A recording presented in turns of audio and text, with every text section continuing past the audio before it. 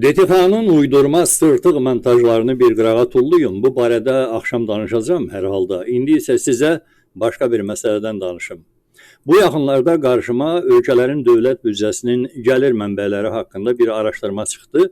Araşdırma bütün ölkələrin büdcə gəlirlərinin əsas hissəsinin vergi və rüsumlardan ibarət olduğunu göstərirdi. İxtisasca maliyyəçi deyiləm, amma həmin araşdırmada Azərbaycanın adının inkişafca çox zəif ölkələrlə qonşu sırada durması marağımı çəkdi. Çünki ümumi büdcə gəlirlərinin tərkibində vergi və rüsum ödənişlərinin az olması ölkədə iqtisadiyyatın çökməsi və ya olmaması sayılır. Doğrudur, son çıxışlarında İlham Əliyev də Azərbaycan iqtisadiyyatının əsasən yerdən çıxan neft qaz hasilatından ibarət olduğunu etiraf edir və özəl sektorun isə ailə monopoliyasından ibarət olması heç kimə sir deyil.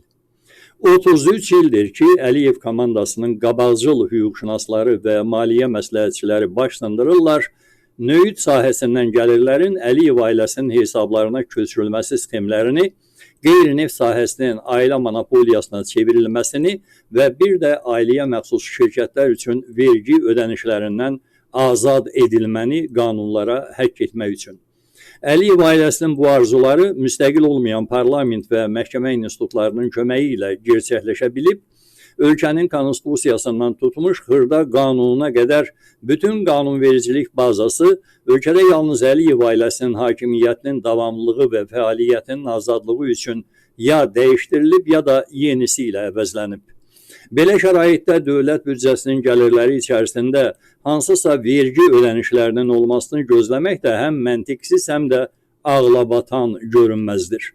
Elə həmin aydın məntiqin səbəbidir ki, neft satışından gələn gəlirləri ayrı-ayrı dırnaqarası inkişaf proqramları, təmir, tikinti, bərpa adlı iri xərc məbləğləri ilə həmin büdcədən oğurlayıb İlham Əliyevə təhvil verirlər. Uzunömürlü büdcə oğurluğu sxemin tərtibatçıları isə heç zaman ictimai diqqət mərkəzində olmayan boz rəngli iki siçandır.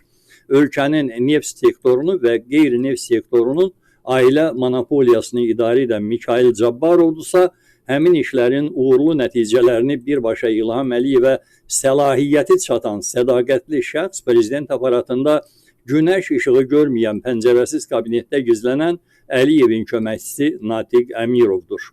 Möcüzəvi, gözə görünməz tandem İlham Əliyevin dələduzluq piramidasının icraçılarıdır. Bunu kiçik eyham arayışı kimi qəbul edin və biz diqqətimizi mövzumuza qaytaraq. Söhbət açdığım araşdırmadakı digər sütun məlumatı isə bu mövzunu sizinlə birlikdə müzakirə etməyimin əsas səbəbi kimi qəbul edin. Bu sütun dövlət büdcəsinin gəlirlərindəki sair gəlirlər adlanan məbləğdir. Deməli, 2026-cı il büdcəsində qanuni vergi, rüsum və neft fondundan transferdən sonra 350 milyon manat məbləğində gəlirlər sair gəlirlər sayılır. Bu sair isə sahibkarların və vətəndaşların cərimələnməsi məbləğlərindən ibarətdir. Başqa sözlə desək, İlham Əliyev 2026-cı ilin əvvəlindən monopolist ailəsinə və neft sektoruna aid şirkətlər istisna olmaqla yerdə qalan kiçik sahibkarlara və bir də sıravi vətəndaşlara orta hesabla hər ay 1 milyon manat cərimə yazılmasını planlayıb. Söz arası onu da deyim ki, İlham Əliyev son dövrlər Qafqazda geosiyasi gərginliyin negativ təsirini, daha doğrusu artıq öz hakimiyyətinin 2026-cı ildə süqut edə biləcəyi ehtimalını da bu ilin dövlət büdcəsində nəzərə alıb. Dünyanın heç bir ölkəsində, xüsusilə də qonşu ölkələrdə dövlət büdcəsinin kəsirinin yuxarı həddi ümumi büdcə gəlirlərinin və ya xərclərinin təxminən 50% qədər, yəni təyin yarısı qədər planlaşdırılmış. Bu nə deməkdir? Büdcə gəlirlərinin təxminən 50% az daxil olması ehtimalı 2026-cı ilin İlham Əliyev hakimiyyətinin süqutu halını nəzərə alır. Yəni Əliyev ailəsi Azərbaycan xalqının həmrəylik göstərməsindən qorxaraq hakimiyyəti bu il tərk etsə, bu halda ölkənin neft və qeyri-neft sektorundakı monopolist ailə şirkətləri qanuni vergilərini ödəmədən pullarını tez tələsik öz ailə bankları vasitəsilə xarici offshore hesablarına köçürüb aradan çıxa biləcəklər. Büdcə gəlirlərinin təxminən 50% məcburi azaldılması ehtimalı Azərbaycan xalqının İlham Əliyevə 2026-cı ildə hakimiyyətdə qalmağa imkan verməsi halını nəzərdə tutur. Yəni, Əliyev ailəsinin 33 ildə bu xalqa qarşı etdikləri bütün mümkün pisliklərə rəğmən bu ildə Azərbaycan xalqı möcüzəvi səssiz qalsa və Əliyev ailəsi hakimiyyətdə qala bilsə, bu halda dövlət müəssisələrinin əksəriyyətində 50% kütləvi ixtisar olacaq. Qısası 2026-cı il ya Əliyev ailəsinin hakimiyyəti üçün ya da Azərbaycan xalqının mübarizəsi üçün son şans ili kimi planlaşdırılıb. Büdcədə belə nəzərdə tutulub. Yadınızdadırsa, bayaq söhbət açdığım araşdırma məlumatında Azərbaycan büdcəsində sair gəlirlər adı altında gizlədilən cərimə məbləğlərini qeyd etmişdim. Onu da qeyd etmişdim ki, Azərbaycan cərimə məbləğinin planlaşdırılması mövzusunda da dünya ölkələri içərisində seçilir. Bir qədər qəliz səslənən maliyyə anlayışlarını hər kəsin başa düşə biləcəyi sadə dillə desək, bunun mənası odur ki, Əliyevin baş maliyyətçisi olan hüquqşünas Sahil Babayev hər il hansısa fövqəl bacarığı hesabına növbəti ildə Azərbaycan xalqının hansı hissəsinin nə qədər qanun pozacağını və onların nə qədər cərimə ödəyəcəyini müəyyən edə bilir. Doğrusu, Sahil Babayev öz fövqəl istedadını hələ əhalinin sosial müdafiə naziri olanda da nümayiş etdirmişdi. Xatırlayırsınızsa, o, həmin nazir şəxsində ölkənin sosial müavinət, təqaüd və əlillik müavinət ödənişlərini bir gecəyə ləğv etməklə Nazirlər Kabinetinin iclaslarının birində İlham Əliyevə 500 milyon manat büdcə xərclərinə qənaət edildiyi haqqında müjdə vermişdi. Yadımdadır ki, hər il bizim büdcəmiz sosial xərc yönümlüdür deyən o vaxtki Maliyyə Naziri Samir Şərifov da məhz büdcənin əsas sosial xərcləri hesab edilən təqaüd və müavinətləri özbaşına ləğv edib xalqın ehtiyaclı sosial təbəqəsini qeyri-insani soyuqqanlılıqla Allah ümidinə buraxan, o vaxtki əhalinin sosial müdafiə naziri Sahil Babayevin davranışlarına məəttəl qalmışdı, yəni bu hadisəyə münasibət bildirməmişdi. Əslində, keçmiş sosial müdafiə nazirinin o vaxtki know-how'sunu Azərbaycanda Əliyevin bəlkə biraz yavaşlayaq çağırışına qarşı növbəti analoqsuz cavab kimi də dəyərləndirmək olar. Çünki dünyanın maliyyə büdcə tarixində əhalinin təbii artımı sayəsində istənilən ölkənin dövlət büdcə xərclərində sosial yönümlü xərclərdən istifadəçilərin hər il kəmiyyət artımı normal və zəruri hesab edilir. Bu xərclərin məbləğcə artımını zəruri edən səbəblər də məntiqlidir.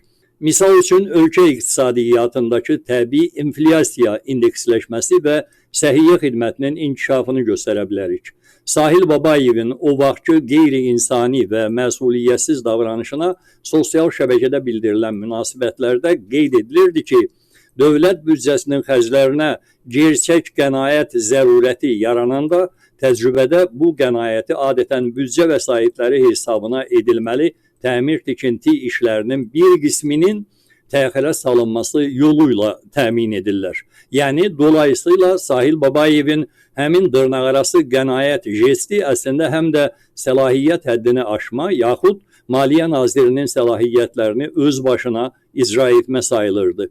Bir məsələ də var ki, Azərbaycanda dövlət büdcəsinin təmir-tikinti xərclərinin birbaşa və ya dolayı yeganə sahibi Əliyev ailəsinə məxsus şirkətlərdir. Bu da o deməkdir ki, büdcənin müqəddəs uğurluq rəqəmi toxunulmazdır. Ona görə də büdcə vəsaitlərinin qənaətində yeganə mənbə xalqın sosial ehtiyaclı hissəsinin aldığı təqaüd və müavinət məbləğləridir. Azərbaycan xalqının maddi cəhətdən sıxışdırılması ilə aciz və ehtiyaclı duruma salınması Əliyev ailəsinin əsas strategiyası olduğuna görə İlham Əliyev imansız Sahil Babayevin səlahiyyətlərini artırıb onu Maliyyə Naziri təyin etdi ki, o vaxtki özbaşınalıqlarını indi də dövlət büdcəsi sahəsində davam etdirə bilsin. Mövzumuzun əsas və olduqca maraqlı hissəsinə keçməzdən öncə bu videonu izləyənlər arasında Azərbaycan Saatı kanalına abunə olan, videonu sona qədər izləyən, bəyənən, paylaşan və öz fikirlərini şərh hissəsində yazan hər kəsə təşəkkürümü bildirirəm. Heç kimə sir deyil ki, Əliyev ailəsi öz hakimiyyətinin ilk dövründəki məqsədi Azərbaycan xalqının sərvətlərinin mənimsənilməsi və bunun üçün hakimiyyətin bütün həlqələrinin müstəqilliyinin məhv edilməsi olub. Və ailə ilk məqsədinə belə demək mümkündürsə tam uğurla çatıb. Ölkə ərazisindəki yeraltı və yerüstü sərvətlərin hamısı ailəyə məxsusdur. Bura xırda kənd təsərrüfatı sahələrindən tutmuş, neft, qaz və qızıl hasilatına kimi, taksi xidmətindən tutmuş, iri sənaye və istehsal sahələrinə kimi hər şey bir ailənin əlində və nəzarətində cəmlənib nəticəsi də daxildir. Eyni zamanda məhkəmə, qanunvericilik, mətbuat kimi müstəqil hakimiyyətlər də ailənin göstərişinə ram edilib. Həmin məqsədin son mərhələsi quru sərhədlərin xalq üçün birdəfəlik bağlanması ilə tamamlanıb və hazırda Əliyev ailəsinin növbəti məqsədi artıq sayca genişlənən ailənin artan tələbatını təhlükəsiz təmin etməkdir və bunun üçün heç yerdə adı açıqlanmayan Azərbaycan xalqını dizi üstə çökdürmək proqramına start verilib. Bu proqram hakimiyyətin ilk mərhələsində ailənin varlanmağına yardımcı olmuş nazir və icra hakimiyyəti başçılarının 1. Öncə gənc övladları ilə əvəzlənməsi, 2. Onların sosial bazası hesab edilən qohum əqrabalarının ixtisarı və 3. Əllərində olan mülk və əmlakların təhvil alınmasından başlayıb, daha sonra artan işsizlərin ehtiyac yükünü ağırlaşdırmağa qədər paralel və ardıcıl tədbirləri nəzərdə tutur. Əliyevin hakimiyyət komandasında ailənin bu məqsədinə uğurla nail olmağa mane ola biləcək və əngəl yarada biləcək əsas fiqur adamlar artıq tərksilah edilib. Proqramın növbəti mərhələsi üçün hazırlıq işləri də tamamlanmaq üzrədir. Misal üçün, yerli media vasitəsilə icra hakimiyyəti idarə etməsində islahatlar, polis qüvvələrinin artırılması və sairlə bağlı silsilə təbliğatları xatırlada bilərəm. Həmin mərhələ tamamlananda proqramın final nöqtəsi kütləvi cərimələnmə ilə hər kəsin daimi borclanması, bu borca görə ölkədən çıxmanın stoplanması, xaricdən gələn pul yardımlarının həmin borclarla silinməsi baş tutacaq. Bəlkə də bir çoxlarınız bu proqramın mümkünsüz olduğunu düşünürsünüz və ya bunun necə həyata keçirilə biləcəyini soruşacaqsınız. Bu cür düşünməyiniz və sorğulamağınız məntiqlidir. Azərbaycan saatında bu cür analitik mövzuların ənənəsinə uyğun olaraq Əliyev ailəsinin bayaq söylədiyim hazırki məqsədinin izahını birlikdə aydınlaşdıraq və elə isə başlayaq. Hər kəs diqqət edibsə, iqtisadiyyat mövzusunda İlham Əliyevin xoşladığı sözlər neft sektoru, qeyri-neft sektoru və bir də işsizlik səviyyəsi sözüdür. Diktator Əliyev ölkə iqtisadiyyatında öz ailəsinə aid olan rəqəmləri, yəni neft sektorundan gəlirlərin rəqəmini, özəl sektordakı ailə monopoliyasının gəlir rəqəmini daim nəzarətdə saxladığına görə bu rəqəmlər hər dəfə dəyişsə belə onları demək olar ki, əzbər bilir. Onun nitqindəki iqtisadiyyatın xalqa məxsus olan və rəqəmlərlə ifadə olunan yeganə göstəricisi varsa da o da işsizlik səviyyəsinin faiz göstəricisidir. İlham Əliyevin azarkeşlik vərdişinə görə 5 rəqəmindən xoşu gəldiyi üçün iqtisadiyyatla bağlı hər iclasda həmişə ölkəmizdə işsizlik səviyyəsi 5%dir söylüyor. Sizləri əmin edirəm ki, Əliyevin inamla söylədiyi 5% işsizlik rəqəmi gerçəkdir. Çünki bu rəqəm dövlətin məşğulluq idarəsində işsiz və iş axtaran kimi qeydə alına bilən şəxslərin ən maksimal rəqəmidir və həmin idarə həmin maksimal 5% rəqəmini öz hesabatları ilə Dövlət Statistika Komitəsinə verir.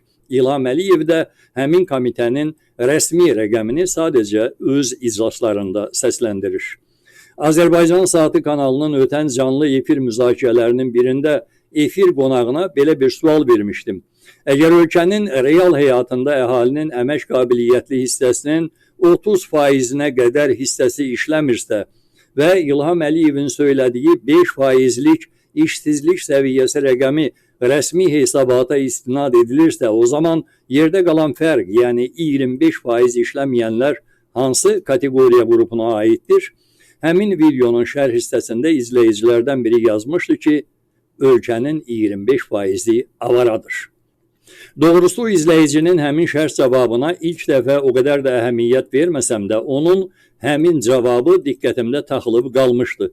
Bu yaxınlarda işdən kənarda hüquqşünas dostlarımla ölkənin məşğulluq durumu ilə bağlı söhbətləşərkən, işsizlik səviyyəsinin real 30%lik səviyyəsi ilə rəsmi 5%lik səviyyəsi arasındakı fərqlə bağlı sual yarananda, qeyri-ixtiyari olaraq yadımda qalan həmin avara sözünü işlətdim və dedim ki, ölkə əhalisinin heç bir yerdə işləməyən 25%-i avaralar qrupuna aiddir.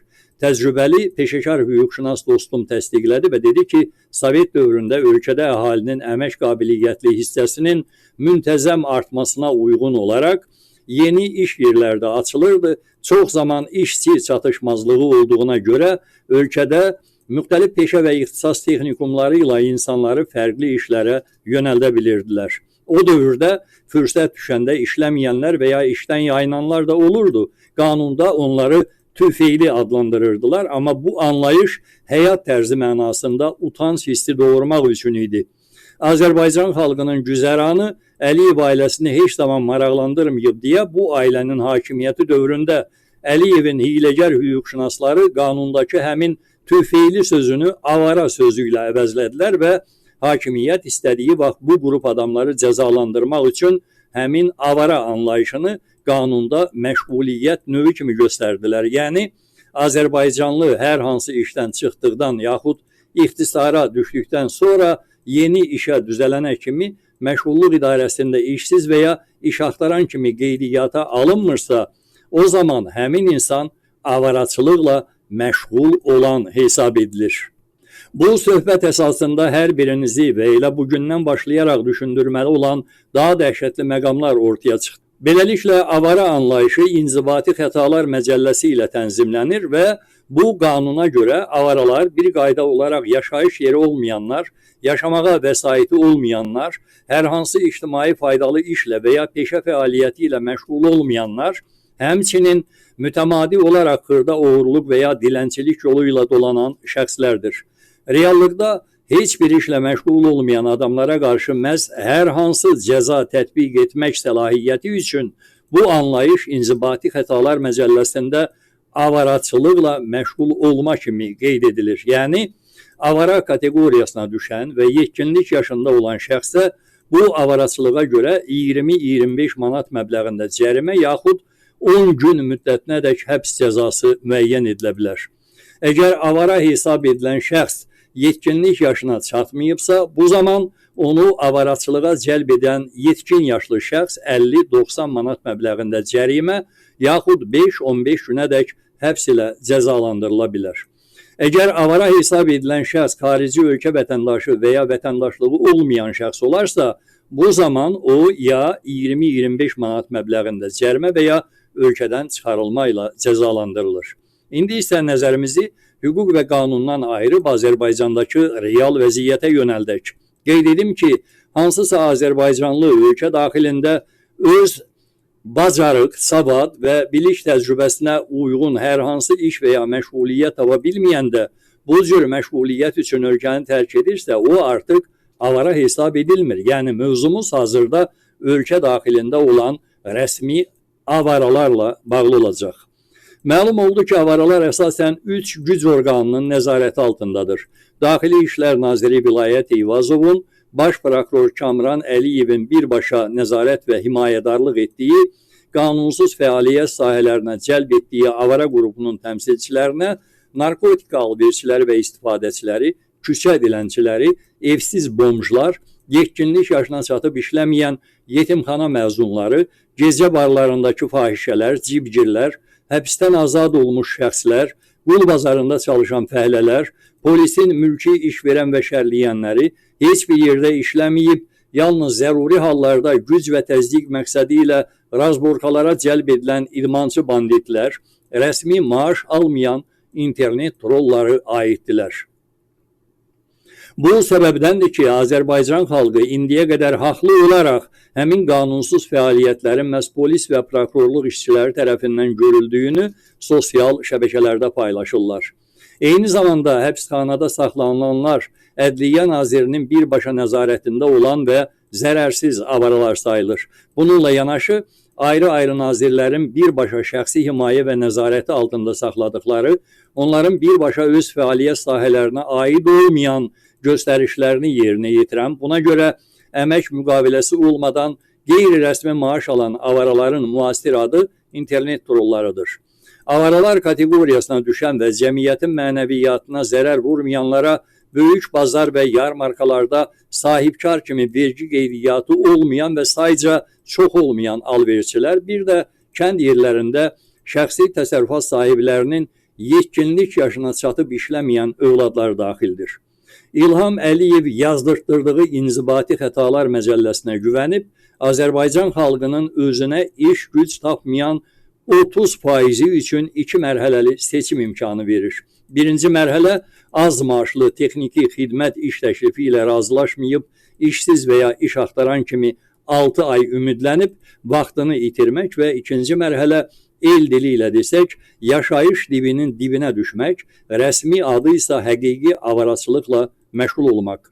Avaraçılıq məşğuliyyətini isə əsasən Vilayət Eyvazovun heyəti sortlaşdırır. Kimini narkotika sahəsinə, kimini fahişəliyə, kimini dilənçiliyə, kimini cibgirliyə, kimini mülki işverənliyə, kimini qul bazarında ən ucuz fəhləliyə və s. cəlb edir. Bunun nəticəsidir ki, həmin qanunsuz işlərə cəlb edilənlərdən nə ilə məşğul olduqları soruşulanda avaraçılıqdır kimi cavab eşidirik. Vilayət Eyvazov isə rəsmi xəbərlərdə polis asayişi qoruyur başlığı altında Daxili İşlər Nazirliyinin rəsmi cinayət statistika hesabatlarını paylaşır. Filan ay 10 sayda xırda xuliqanlıq faktı, 15 sayda fahişəlik faktı, 20 sayda küçə dilənçiliyi faktı, 25 sayda narkotika mübadiləsi faktı və s. bu qəbildən qanun pozuntularına qarşı çox saylı mübarizə tədbirləri statistikasını iş kabinetindən çölə çıxmadan hazırlayıb qovluqlara tikirlər. Ən dəhşətli statistika isə bu məcəllənin təkcə avara maddəsinin baş polis Vilayət Eyvazova verdiyi potensial səlahiyyətdir. Gəlin bu səlahiyyətin potensialını sadə riyazi hesablama yolu ilə birlikdə araşdıraq. Əgər 10 milyonluq əhalinin 25% avaradırsa, bu 2,5 milyon nəfər adam edir. Bu avaraların 50%, yəni tən yarısı, Polis naziri Vilayət Eyvazovun birbaşa nəzarəti altında olan qanunsuz fəaliyyətlərə cəlb edilibsə, bu 1 milyon 250 min nəfər eləyəcək. Bu o deməkdir ki, ölkədə qanunsuz fəaliyyətlə məşğul olan 1 milyon 250 min nəfər haqda tam məlumat siyahısı Daxili İşlər Nazirliyində var. Qanun cərimənin gündəlik yazılmasını məhdudlaşdırmır. Bu isə o deməkdir ki, Daxili İşlər Nazirliyi öz nəzarətində olan istənilən avaraya gün ərzində bir cərimə olmaqla hər gün cərimə yaza bilər. Çünki cərimənin predmeti avaraçılıqla məşğul olmaqdır. Buna etiraz edən avara üçün isə onun faktiki olaraq cəlb edildiyi qanunsuz fəaliyyətə görə daha ağır cəza cinayət şaçıla bilər. Qısası, hazırda Vilayət Eyvazov qəzəblənə bildiyi istənilən an, birbaşa nəzarətində olan, öz himayəsində olan qanunsuz fəaliyyətlərə cəlb edərək nəzarətdə saxladığı ən azından 1 milyon 250 min avaraya hər gün 20 manat cərimə yazmaqla 365 gün müddətində 10 milyar 950 milyon manat məbləğində cərimə yazdıra bilər.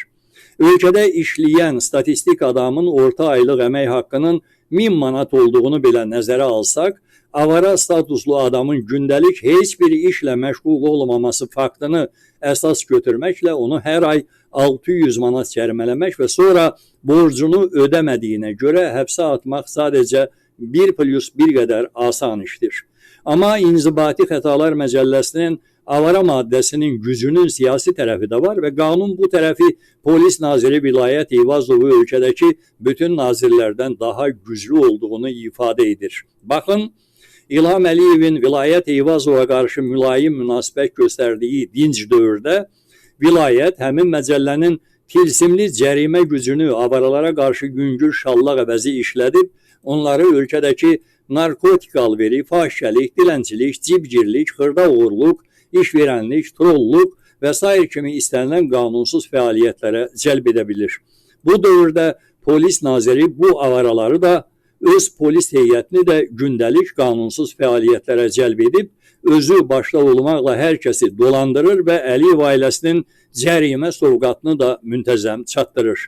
Lakin İlham Əliyevin Vilayət Eyvazova qarşı münasibəti dəyişib sərtləşərsə, bu halda vilayət həmin məcəllənin möcüzəvi gücünü Əliyev komandasının ona qarşı qəfləti hücumundan müdafiə üçün qalxan əvəzi işlədib cərimənin məbləğini istənilən vaxt artırmaqla imkansız avaraları iri borclulara çevirə və hakimiyyətə qarşı kütləvi etiraza yönəldə bilər.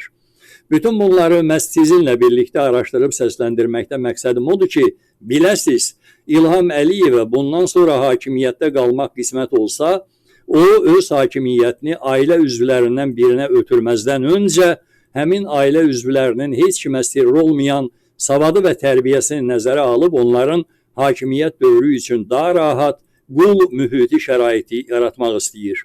Özəl sektorda yeni iş yerlərinin yaradılmadığını və qanunsuz fəaliyyət növlərinin polis və prokurorluq orqanlarının birbaşa himayəsi altında olduğunu nəzərə alsaq, yaxın günlərin birində dövlət sektorunda dırnaqarası inzibati islahat adı altında çoxlu sayda rayon icra hakimiyyətlərini ləğv edilib əvəzində Əliyev ailəsinin nəvələri sayda regional icra nümayəndəliklərinin yaradılmasının və eyni zamanda kütləvi ixtisarlar hesabına avaralar ordusunun ən azından 50% artıb 5 milyona çatmasının şahidləri də ola bilərik. Yeri gəlmişkən, həmin plana görə əmək haqqı alan trolların hamısının ixtisarı bundan sonraki mərhələdə baş verəcək. 33 il müddətində keçirilən seçkilərdəki saxtakarlıqlara qarşı çıxanlara, hüquqlara zidd qanun dəyişimlərinə etiraz edənlərə, qanun pozuntularını araşdırıb media ilə yayımlayanlara, şərlənərək tutulanların müdafiəsini edənlərin işgəncələrinə, hakimiyyətin haqsızlıqlarını paylaşanlara, dəstək duranların həbsinə mən siyasətə qarışmıram deməklə vaxtında həmrəylik göstərmədiyinə görə Azərbaycan xalqının avara kateqoriyasına düşəcək istənilən şəxsi əlində olan pulunun məbləği və sahibliyində olan mülkün dəyəri sıfırlanana qədər cərimələnə, daha sonra borclandırıla və həbs etdirilə bilər. Azərbaycan xalqı reallığı vaxtında dəyərləndirməyi bacarmalıdır. Baxın, ədliyyə, təhlükəsizlik xidmətləri, polis və prokurorluq orqanlarının nəzarətində olan və ayrı-ayrı şəhər və rayonlarda yerləşən bütün növ həbsxana və saxlanma yerlərini tam kip şəkildə doldurması üçün maksimum 40-50 min nəfərlik yer var. Daxili qoşun və polis orqanı əməkdaşlarının ümumi səfərbər sayı isə heç 60 min nəfər də deyil. O zaman hər biriniz özünüzə sual verin. İmişlidə az yaşlıların ölümü ilə nəticələnən sərxoş polis nəfərinin törətdiyi avtoqəzaya qarşı etiraza çıxmış rayon əhalisinin bir neçə nəfərinin həbsinə qarşı İmişli cəmaatı həmrəyliklə etiraza çıxsaydı, yaxud Gədəbəydə qızıl mədənlərinin zəhərinə etiraz edən şəxslərdən bir neçəsinin həbsinə qarşı Gədəbəy cəmaatı həmrəyliklə etiraza çıxsaydı, bütün rayon cəmaatını həbs etmək üçün ölkədə həbsxana yeri vardımı?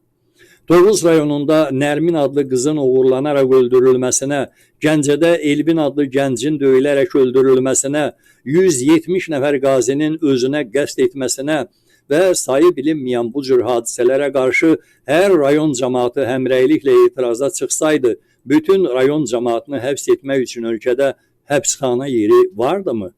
Bu şəkildə biganəlik göstərdiyiniz, sadaladığım və sadalamadığım çoxlu sayda problemlər hələ də problem olaraq qalmaqdadır və bu problemlərin hər biri etiraz mövzusu olaraq yenidən gündəmə gəlmək haqqına sahibdir. Axı, Azərbaycan xalqının İsmayıllı və Qubada kütləvi etiraz həmrəyliyi kimi tarixi təcrübələr də var. Bugün vəziyyət o həddə çatıb ki, hər kəs qonşusunun, kəndlisinin, şəhərlisinin, bir sözlə istənilən Azərbaycanlının etirazına həmrəylik göstərməlidir. Əvvəlki dövrlərlə müqayisədə bugün yeni texnologiyalar bütün növ təşkilatlanmaların virtual alternativini yaratmaq imkanındadır. Yəni, hazırda həmrəylik göstərilməsi üçün fiziki və əyani olaraq hansısa etiraz edənin yanında durmağa ehtiyac da yoxdur. İlkin mərhələdə istənilən sosial şəbəkədə qarşınıza çıxan istənilən Azərbaycanlının etirazını izləyib Beğenin, paylaşın, öz şərhinizi qeyd edin. Bu cür elektron həmrəylik addımları kütləviləşəndə müasir texnologiya qısa zamanda növbəti addımları qaçılmaz edəcəkdir. Müasir dünyanın yeni vərdişlərini öyrənin və tətbiq edin. Hər kəs bir-birinə sosial şəbəkə üzərindən həmrəylik göstərsə, bu birlik öz nəticəsini mütləq qısa zamanda göstərəcək.